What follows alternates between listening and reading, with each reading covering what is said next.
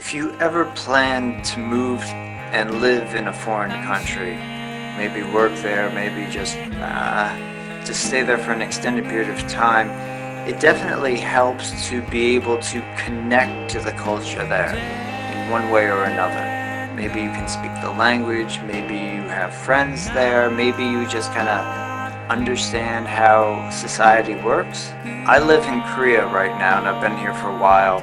I don't look Korean, I don't really speak the language that well, but I feel that at least I understand how things work here. A lot of times when I meet people, they say like, "Oh, you seem kind of Korean," or "You don't remind me of normal, Americans." I don't really try to bring like my nationality with me. I'm not a missionary for a religion. I'm not here to why can't people just be individuals? An individual can have many different pieces of themselves, and maybe parts of me are American, but since coming here, parts of me are also Korean.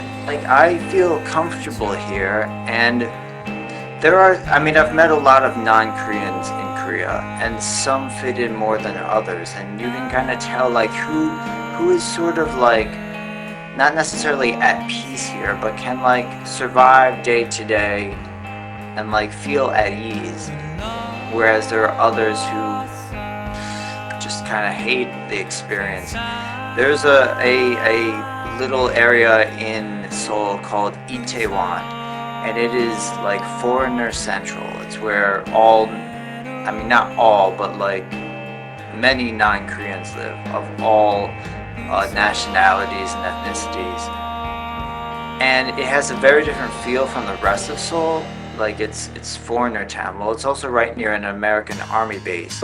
But in general, the atmosphere there feels like Itaewon is for people who don't want to be in Korea. There are more American chains there, and that's probably the best place in Seoul to get food that's not Korean.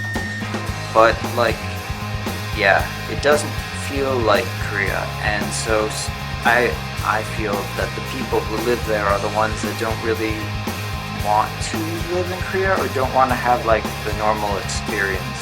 I suppose that can happen in any culture. I haven't lived in other countries for an extended period of time. But,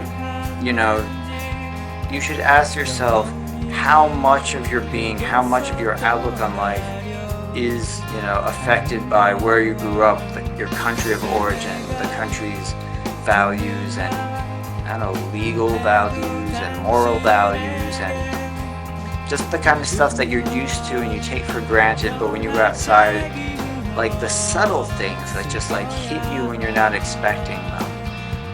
And, how much of your being is taken from other cultures. Maybe you stayed a month somewhere visiting someone, and something about that place connected with you, and once you left, you were looking for it in your hometown, but you could never find it. I'm from New York, and when I visit New York, I miss Korea. I can survive well in New York, I enjoy it, but I always feel I can't, not that I can't express myself, but there's a lifestyle that I can't live in New York or maybe the US. I haven't been everywhere in the US, but what I have seen of the US is not like Seoul.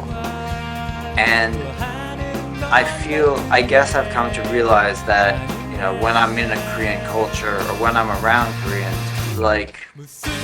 have that kind of dynamic that is not American, that non-American part of me is able to be at ease.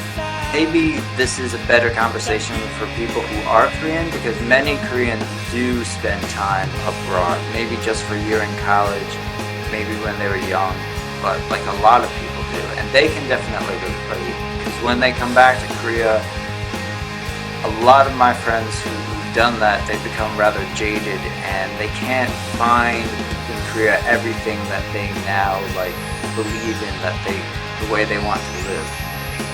And they are still undeniably Korean. They definitely connect with the people here, but they also have pieces of them that are from the other places they visited, have these other parts of you that are, influenced by not just individual people, not like a nationality, but like a cultural lifestyle. So I guess I've come to question just how Korean am I, and how Korean will I become?